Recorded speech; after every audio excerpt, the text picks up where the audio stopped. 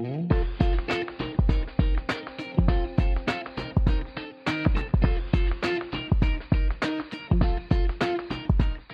une précédente vidéo, nous avons présenté en quoi l'abattage à la ferme pourrait être une des solutions pour répondre aux défis économiques, écologiques et sociaux de l'élevage.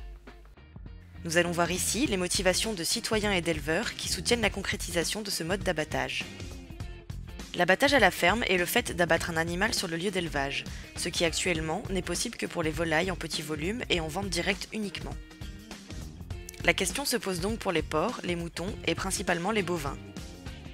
Les solutions envisagées pour le traitement de la dépouille seraient soit d'avoir l'installation nécessaire dans la ferme, soit de passer par un camion d'abattage, soit de transporter la carcasse rapidement vers un abattoir.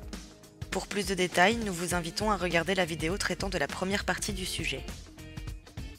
Pourquoi l'abattage à la ferme est soutenu par une partie des éleveurs et des consommateurs ?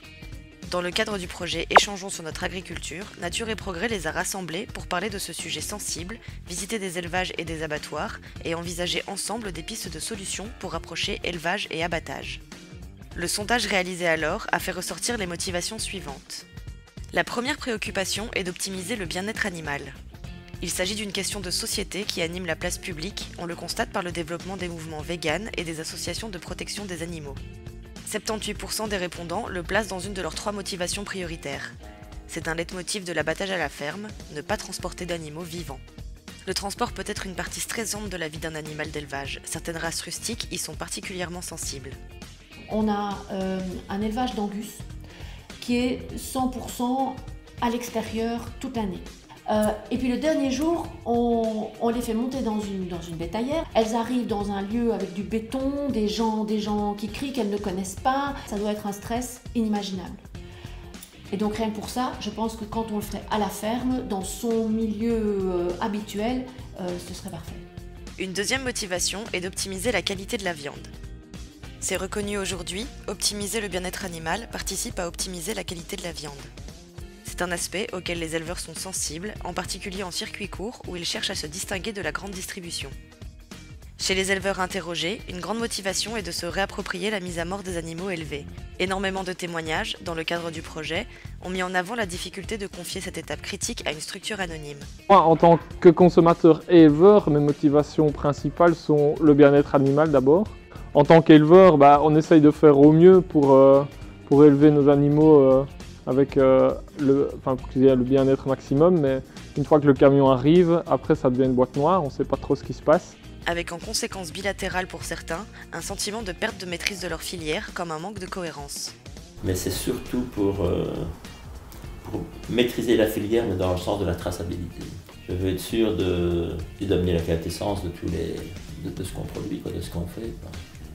Et enfin, comme expliqué dans la précédente vidéo, beaucoup déplorent le souci d'accessibilité aux abattoirs actuels ou même à des ateliers de découpe. Moi, le transport de bêtes vivantes jusqu'à l'abattoir ne me pose pas trop de problèmes. J'en ai pour 20 minutes, je fais ça calmement, je ne pense pas qu'elles soient stressées, je les accompagne jusqu'au bout, ça se passe assez bien. Donc, c'est pas tant la question de l'abattage moi qui me pose problème, c'est plus effectivement la question après de la découpe, etc. Alors j'ai un boucher avec qui je fonctionne maintenant, mais il est loin, il n'est pas sûr de pouvoir assurer une demande qui serait croissante chez moi et chez d'autres, etc. 25% des répondants le classent dans leurs 3 motivations prioritaires. Outre les motivations, il y a aussi les considérations économiques qui animent les éleveurs. Au plus la distance entre l'abattoir et la ferme augmente, au plus cela va coûter économiquement, comme en termes de temps et d'énergie.